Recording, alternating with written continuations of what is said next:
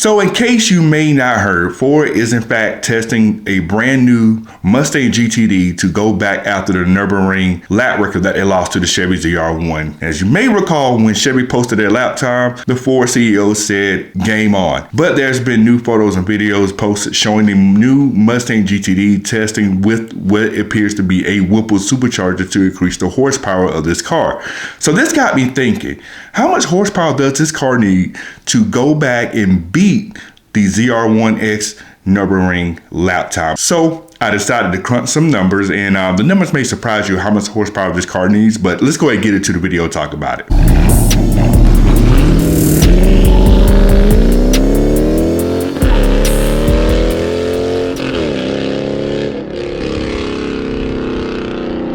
You see the title and you see the thumbnail. Like I stated at the top of the video, Ford is not playing when it comes to this Nürburgring time. So now the horsepower wars has changed, and now it is the battle of who can make the fastest American car to lap the Nürburgring, right?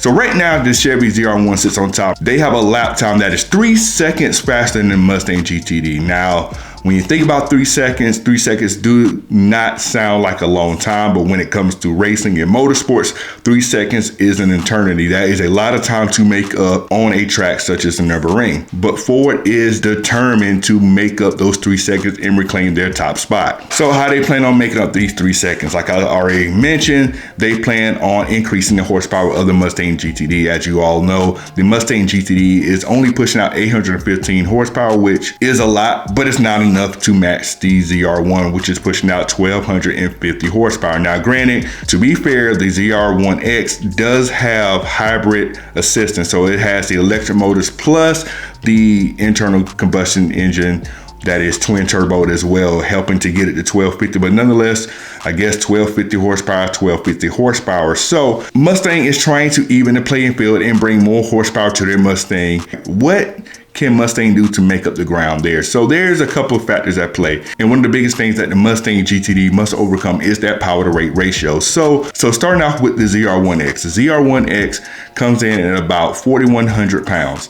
Now that is pretty heavy for that small of a car, but like I said, the hybrid electric engine in the car, motors in the front of the car, is adding to the weight of it. It is heavier than the normal ZR1. That's what's going on with that car. So it's 4,100 pounds, but to make up for that, it is 1250 horsepower. Now, the Mustang GTD. Now this car is down on horsepower, as I mentioned. Only 815 horsepower, make it sound like it's not a lot. But this car is 4,300 pounds. 4,300 pounds does sound like a lot, because it is based on what everyone's been saying. Because you know what else is about 4,300 pounds? A Challenger Hellcat. A narrow body Challenger Hellcat is close to that weight. Well, actually a little bit more. Challenger Hellcat comes in at about 4,488 pounds, right? 4,400 pounds. So now, to be honest, that 4,400 pounds is for the narrow body Challenger. It does not account for any wide body or anything of that nature. So that car can be heavier, but yes, the Mustang is a boat by everyone's standards. And since we're talking about the Challenger Hellcat, the Challenger Hellcat does have 2 major flaws with it. Number one, it is pretty heavy, right? Heavier than the Mustang GTD, even though the GTD is pretty heavy. The second major flaw of the Challenger Hellcat is the fact that it is super easy to steal in these cars. These cars get stolen in a matter of seconds, left and right. And if you do own one of those cars, you might want to make sure you check out this next segment here, because you need this device in your car. Being part of the car community is a wonderful feeling, but unfortunately, if you own any sort of Mopar, Camaro, or maybe even a Corvette, you may have to keep your eyes on your car a little bit more due to the increasing theft rates of these vehicles. No matter what mod you may install on your car, make sure one of your first things that you install on your car is CarLock. This is the world's best GPS tracker and alert system. With CarLock, you will be able to live track your car via GPS directly from your phone, as well as get alerts sent to your phone for any kind of activity that may be going on to your car, such as your engine starting when it should not be starting, or your car moving when it should not be moving. And if there's a power loss that the CarLock will detect, it will give you an alert for that as well. Make sure you protect yourself with CarLock by going to the link in the description below and using these codes here to get yourself a 10% discount, as well as a 14-day free trial for your CarLock. You deserve that peace of mind. Let's go ahead and get into the video. So now that we have the power and the weight of these cars, what is the actual power to weight ratio right now for both of these cars? Now, starting with the ZR1X, the ZR1X has a power to weight ratio of 0.305 horsepower per pound. When we compare that to the GTD, that only has 0.188 horsepower per pound. So you can see there's a huge advantage for the ZR1X when it comes to the power to weight ratio. So we all know when it comes to the power to weight ratio, in order to improve your power to weight ratio, there's two things you can do. You can either increase the power or decrease the rate.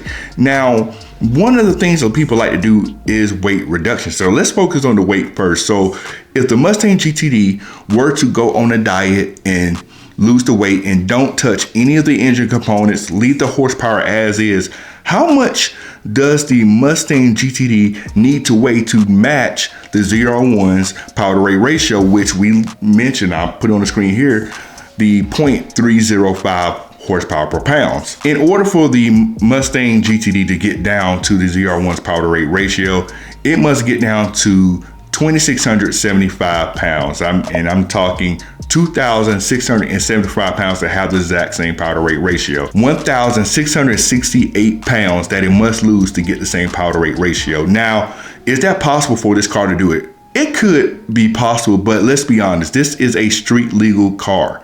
When we're talking 2,600 pounds, we're talking a car that is more than likely going to be a purpose-built race car.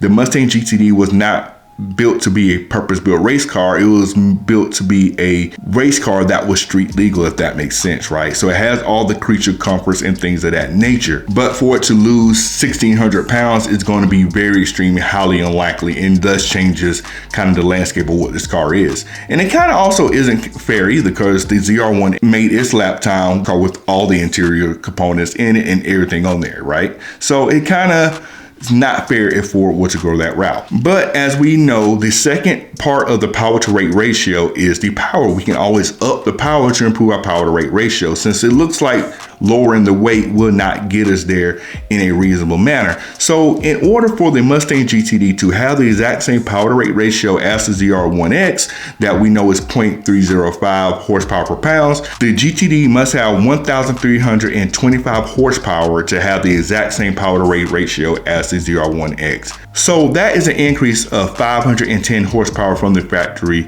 amount. That is a pretty big increase. Now, I know a lot of you guys are thinking there are plenty of Mustangs running around right now with that much horsepower and whatnot. Let me hold your horses there for really quick. Let's hold the horses. No pun intended.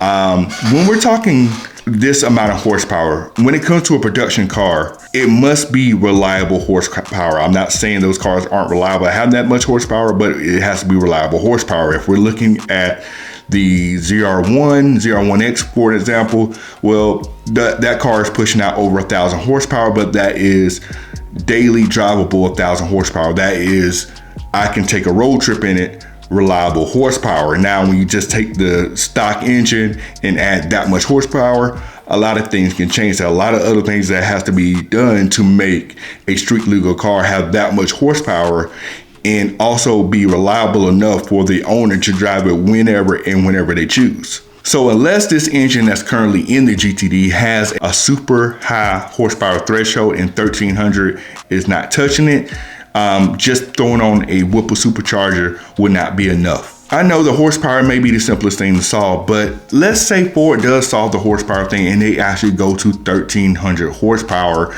to equal that power to weight ratio. They will now run into a new problem. When the GTD was engineered, this car was engineered with the suspension, with the aerodynamics, all to work well with a car that has 815 horsepower. Now, when you take that horsepower and nearly double it, to a certain extent, well, not nearly double it, but you catch my drift, 510 horsepower, it now changes how this car drives. The suspension that you have dialed in for 815 horsepower now needs to be redialed in. The aerodynamics that you put in this car for 850 horsepower now has to be retweaked for this car, because now you're having a car that is going faster down the road, that has a lot more speed going into a corner. You need it to stop better. You need it to go through the turns different, and you need to get an extra 500 horsepower down when you try to come out of these turns. Now, keep in mind, this car still weighs 4,300 pounds and will have 1,300 horsepower attached to it at this point. So that is going to be extremely tricky to get this car to handle the exact same way as it did before with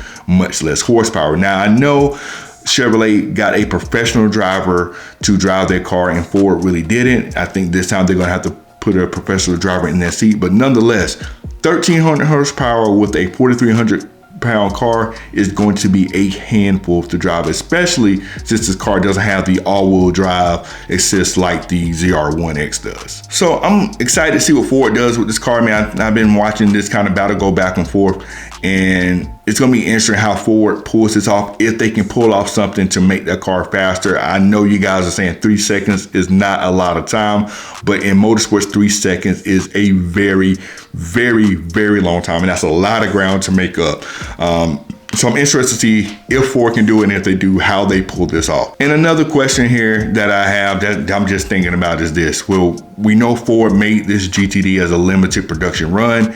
If they do go forward and make more horsepower for the GTD, how do they pull this off? Is this something Ford would take in-house and they will add the horsepower to it and keep everything else the same as GTD? Or will they make this a Shelby GTD and allow Shelby to do the upgrades to the car to get it to the performance that they're looking for? So I'm interested to see how that plays out. But I personally feel like if this turns into a Shelby GTD or whatever, then it probably, I don't think the record would mean as much unless Ford did it themselves or whatnot. But, you know, whatever, right? If you made it this far in the video, please make sure to subscribe to the channel. I do a lot of car related things on this channel, so make sure you lock it in to stay up to date with everything I got going on. I'll catch you in the next video. I'm out. Got it.